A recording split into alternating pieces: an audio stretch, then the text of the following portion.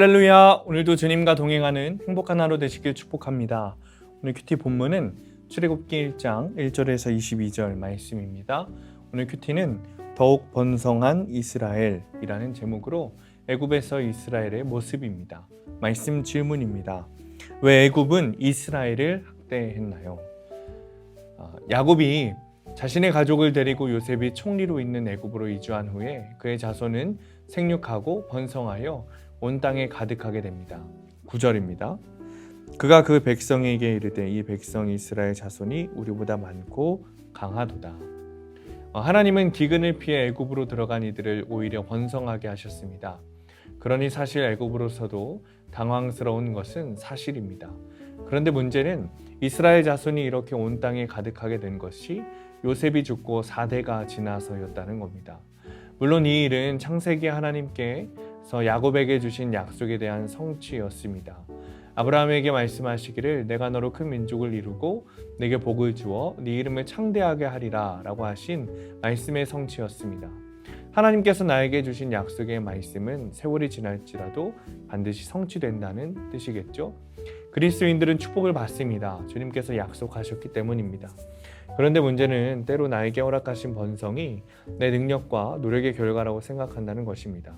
그러나 이런 번성이 하나님을 통한 것이 아니라 나를 통한 것이라고 여겨지면 애굽의 고난이 찾아오는 것이죠. 주님은 깨닫게 되기를 원하시기 때문입니다. 이스라엘 자손이 번성하는 것을 애굽이 두려워하기 시작했습니다. 이미 요셉이 죽고 4대가 지났기 때문에 지금 애굽 왕은 요셉을 알지 못했습니다. 그래서 이스라엘 민족에 고된 일을 시켜서 인구를 감소시키려고 합니다. 근데 놀라운 것은 이스라엘 백성들이 학대를 받을수록 더욱 번성했다는 것이죠. 12절입니다.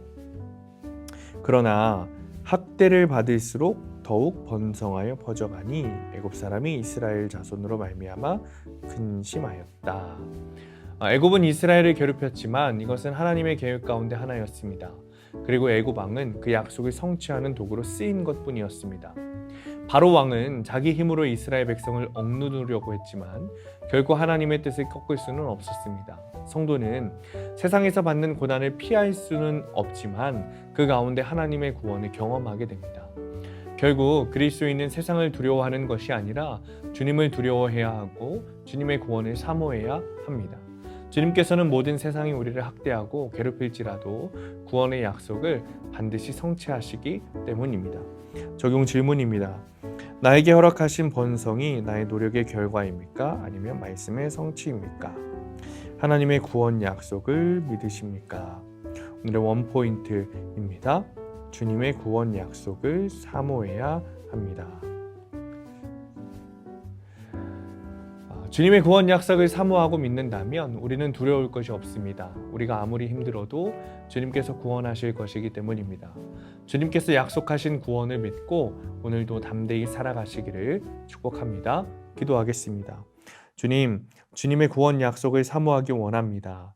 주님, 이스라엘이 애굽에 들어간 지 4대가 지난 후에 이스라엘이 번성하고 그리고 구원 약속을 선취하셨던 것처럼 하나님 주님께서 약속하신 것은 반드시 이루신다는 사실을 믿음으로 우리가 주의 약속을 믿고 주님의 구원의 길에 한 발짝 한 발짝 다가갈 수 있도록 인도하여 주옵소서.